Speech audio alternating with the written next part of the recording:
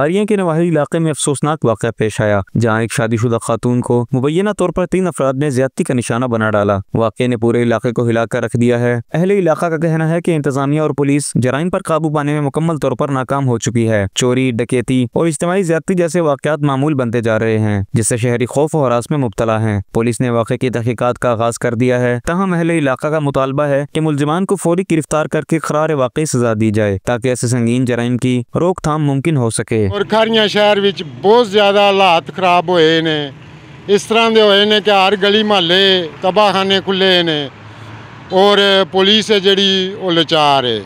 कुछ भी नहीं, कोई एक्शन नहीं, कोई फड़ा फड़ाई नहीं, उस तरह का सिस्टम नहीं चल रहा।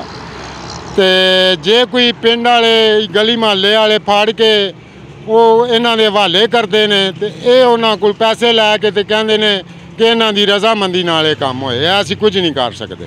औरतां अगवा करके गैंग रेप हो रहे ने और कोई पुलिस का एक्शन नहीं। SHO साहब भी बेबस, उन्होंने को कहते हैं नेड़ियों मकाते हैं कि मेरे हथ वस विच ये काम नहीं है, भी मैं क्या करा। बंदे बहुत ज़्यादा मजबूर होए ने।